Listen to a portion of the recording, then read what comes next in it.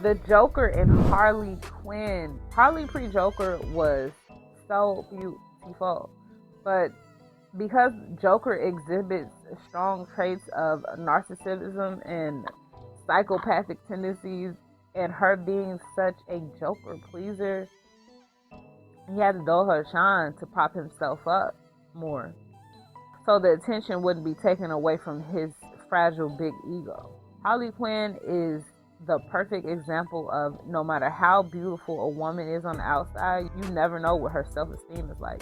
Never judge a book by its cover. And in the words of Kanye West, the prettiest people do the ugliest things.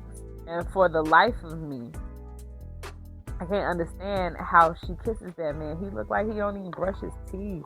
Girls often internalize the opposite lessons that the men, instead of being themselves, they're trying to be more attractive, to be more nurturing, to be forgiving, to be the emotional glue. This message starts to make the woman feel like if the relationship isn't working, it's probably my job to fix it. This can normalize carrying the emotional labor of the relationship alone, accepting the imbalance, and staying because, well, he means well. There's also this good guy by default myth.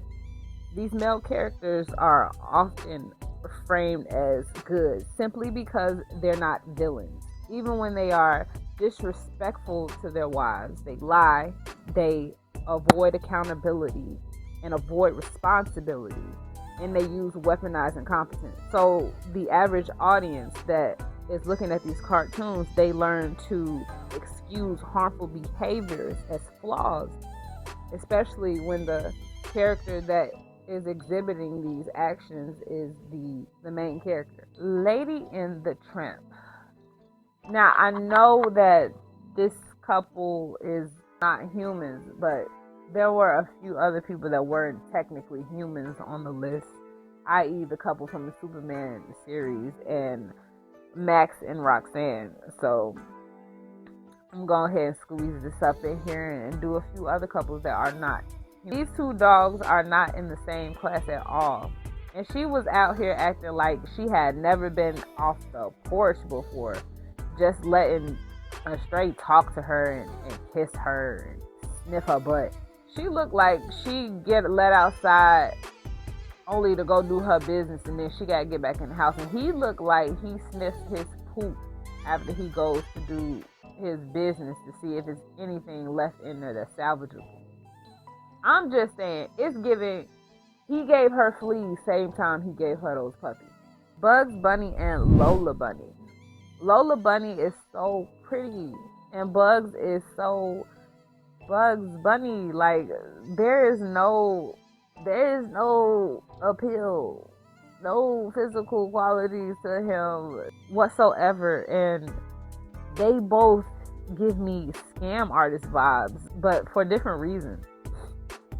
But Bugs looks at Lola like she is his drug or something. And you could tell Lola sees it and she just feeds right into it. She has him eating out the palm of her hand, especially in the Space Jam movie. In the Space Jam movie, he was just cuckoo for Cocoa Puffs over Lola Bunny. But in the regular Looney Tunes series, it seems like Lola Bunny was more obsessed with Bugs Bunny. She was a little weird and obsessive, and he was a little like he could take her or leave her in the episodes that I saw. Kim Possible and Ron Stoppable. Kim and Ron are just not a match when you look at them. Even though he is so helpful to her and he's a great friend, looking at them, you wouldn't think that he could pull a girl like her. Ron is a very average looking guy. He looks like one of those guys that is going to have a glow up once he gets older and he finally grows facial hair. It's like, I look at him and I think to myself, I don't know, there's just something missing. There's something's missing. I don't know what it is, but there's just something's not quite all the way there with Ron. I can't put my finger out. It's giving I'm the less attractive guy that is friends with a really beautiful girl and I'm in love with her. And I'm just going to hang out around her until she gives me a chance, even if it takes years and years and I see men come and go. But even if she doesn't ever give me a chance, I'm still gonna hang around in secret and just be in love with her for the rest of our lives. That's what Ron gives me. Fred and Wilma Flintstone. Now Fred, he look like he don't even comb his hair. He got that I woke up like this look going on. One thing for sure is that Wilma has her a provider man. There's not many men that will be willing to drive a car with their feet. Only other men that I know that drive cars with their feet are the toddlers that got that little yellow and red car with the bottom missing. But no lie, most of all the women in Bedrock were good looking, and the men were all average looking or below average. Which leads me to a more important discussion about how men are getting to be average and the women are exceptionally beautiful. As an adult, people start to notice the wife is exhausted. The husband rarely evolves. The relationship only survives because she tolerates more. There's more pressure on her. She's stressed out. She's tired. That's often when viewers think, wait, why is this dynamic so common? Because it was normalized early. This negative trope really sticks emotionally. Even when people know it's unrealistic, it still shapes attraction patterns and it influences what behaviors gets tolerated and making an imbalance seem familiar rather than alarming. Familiar does not equal healthy, but the brain often confuses the two. There is a quiet correction happening. And if it seems like I'm like bearing down on men, I really don't mean to. I'm just stating what I see and what I have gathered from research on the topic. And nowadays, more modern media is slowly pushing back against this negative trope because the men are being shown to need more emotional growth. They're seen needing to show that they've done the work emotionally and intellectually. Women are leaving or setting boundaries because, after all, I could do bad all by myself, or I could at least not be carrying the burden of the weight my partner is not helping me with. If he's dropping it, I might as well drop it too, right? Reciprocity is starting to be emphasized now. Gone are the days of older time where the woman was a stay-at-home wife and all she did was stay home with the children and she took care of the home. Now women are working just as hard outside as the men. There's no excuse for us both not to pull our weight. But it's still catching up to decades of conditioning. And the core takeaway is that this trope isn't about looks. It's about who is expected to change and evolve with the circumstances. Cartoons often say that men are loved as is. Women are loved conditionally. Not because it's true, but because it was convenient storytelling for a long time. Many women are socialized to see emotional unavailability as depth, inconsistency as something to work through, effort gaps as temporary.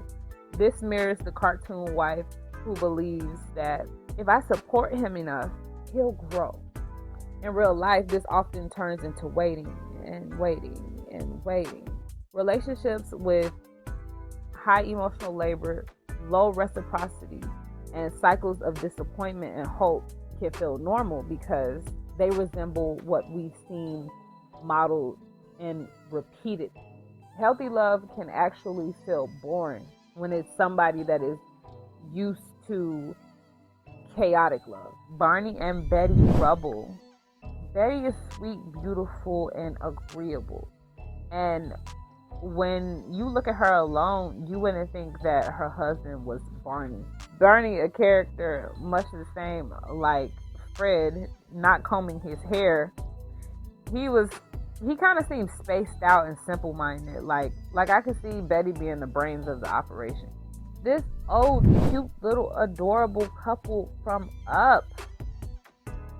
This couple looks like they're from a small little town where There are not that many options, so all they had was each other to choose from, which was turned out to be, quite fortunate for him because she is obviously adorable and he is lucky to have her.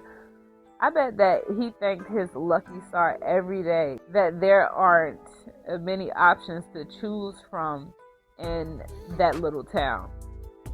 But all jokes aside, she wasn't just a pretty face. You could tell that she lit up his world from their childhood until the end of her days.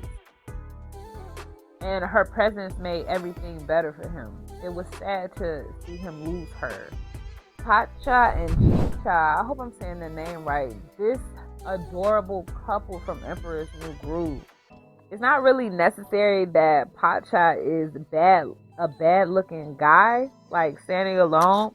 I don't really think he's a bad looking guy, but he made the list because his wife is just really beautiful.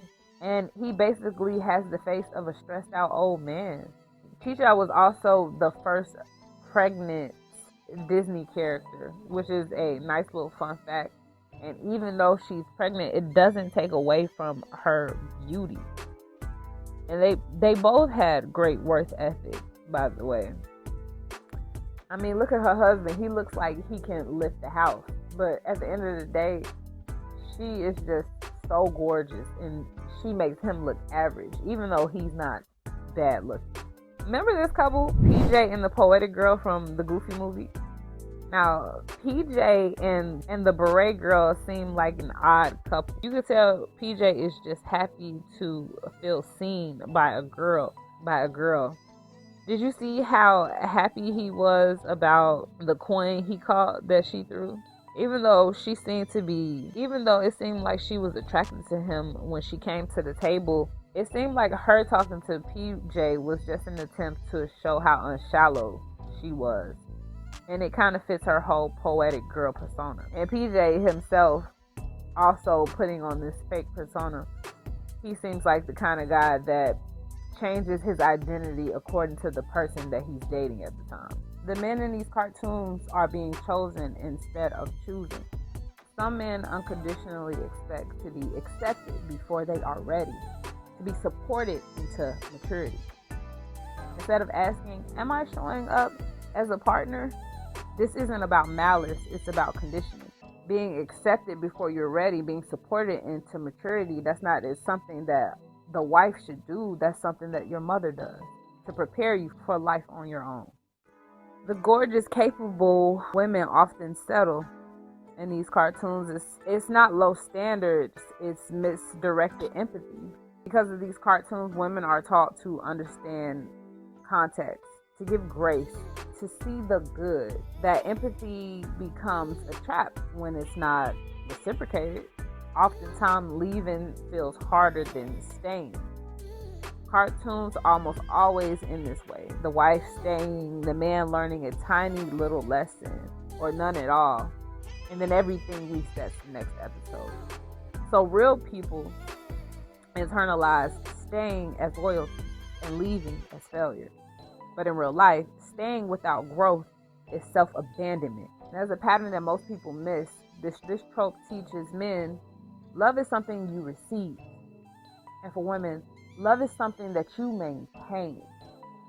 That imbalance is quietly shaping who tolerates more. In these cartoons and in real life, art imitates life, life imitates art. Now, what healthy relationships actually look like is the unlearning part. A healthy dynamic has mutual effort, mutual growth, mutual accountability, mutual attraction, but balance. When both people are growing, no one has to carry the relationship alone. If you ever feel like you're explaining basic empathy, you're parenting your partner, you're hoping instead of observing, that's not romance, that's conditioning. Thank you all for watching this series on my channel. If you liked it, please like, share, and subscribe.